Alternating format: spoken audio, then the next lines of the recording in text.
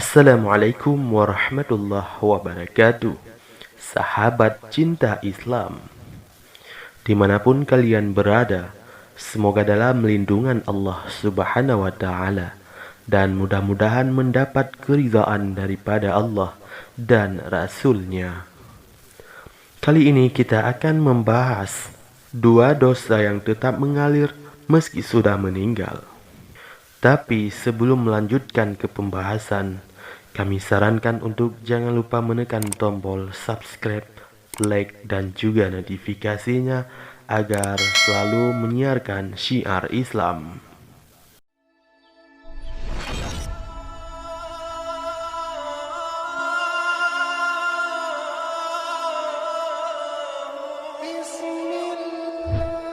Dua dosa yang tetap mengalir meski sudah meninggal. Sebagai manusia biasa, dengan mudah melakukan perbuatan dosa dalam kehidupan sehari-hari. Karena seringnya dilakukan, tindakan tersebut terkadang dianggap biasa, sehingga tidak terasa seperti dosa, padahal dosa bukanlah perkara main-main.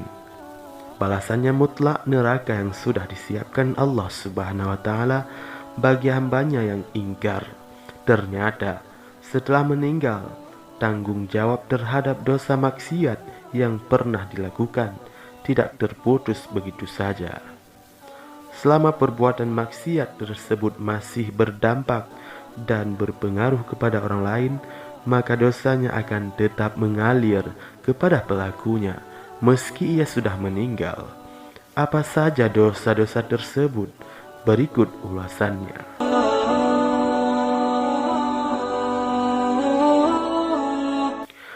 Jika biasanya kita mengenal amal jariah yang pahalanya mengalir meski sudah meninggal, maka ada juga dosa jariah yang dijanjikan Allah Subhanahu wa Ta'ala akan diterima manusia. Saat sudah meninggal, seseorang akan tetap mendapatkan dosa karena perbuatannya semasa di dunia masih berpengaruh buruk terhadap orang lain. Padahal di alam barzah manusia sangat membutuhkan limpahan pahala sebagai pertolongan mereka menunggu hari kiamat. Namun karena dosa jariah ini, mereka justru harus menanggung dosa-dosa yang dilakukan orang lain akibat pengaruh atas tindakan maksiat yang pernah ia lakukan semasa hidup.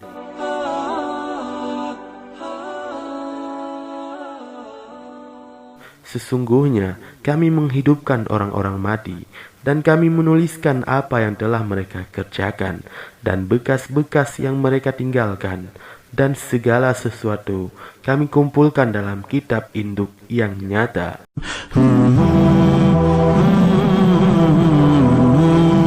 Apa saja dosa yang akan terus mengalir?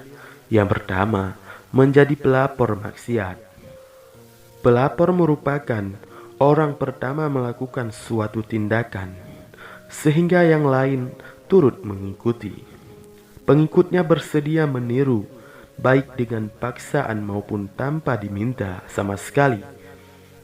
Kondisi ini akan sangat bagus jika menjadi pelapor untuk tujuan yang baik. Namun bagaimana jika menjadi pelapor maksiat?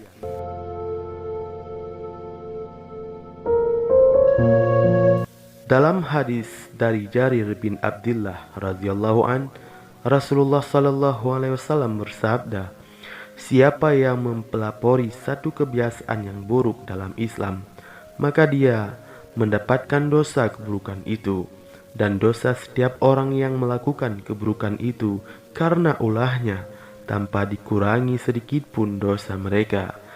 Hadis riwayat Muslim.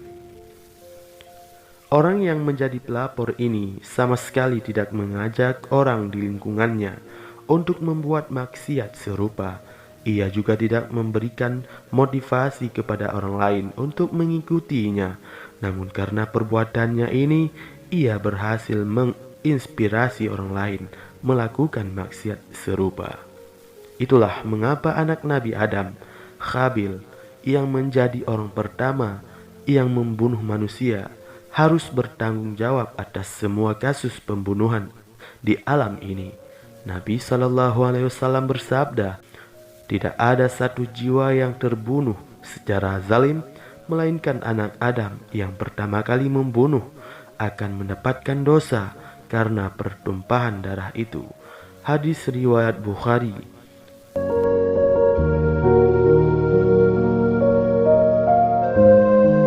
Yang kedua, mengajak orang lain melakukan kesesatan dan maksiat. Berbeda dengan pelapor yang hanya menginspirasi orang lain, orang yang satu ini dengan nyata mengajak orang lain untuk melakukan kesesatan dan tindakan maksiat.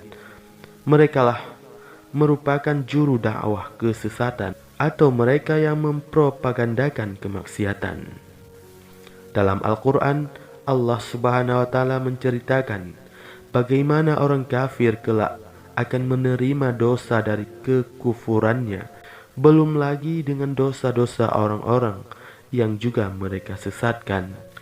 Mereka akan memikul dosa-dosanya dengan penuh pada hari kiamat, dan berikut dosa-dosa orang yang mereka sesatkan yang tidak mengetahui sedikitpun bahwa mereka disesatkan. Ayat ini memiliki makna yang sama dengan hadis dari Abu Hurairah radhiyallahu anhu. Rasulullah SAW bersabda, siapa yang mengajak kepada kesesatan, dia mendapatkan dosa seperti dosa orang yang mengikutinya, tidak dikurangi sedikitpun. Hadis riwayat Ahmad. Contoh mudah terkait hadis ini adalah orang-orang yang menjadi propaganda kesesatan. Mereka menyebarkan pemikiran-pemikiran yang menyimpang, mengajak masyarakat untuk berbuat kesyirikan dan bid'ah. Merekalah para pemilik dosa jariah.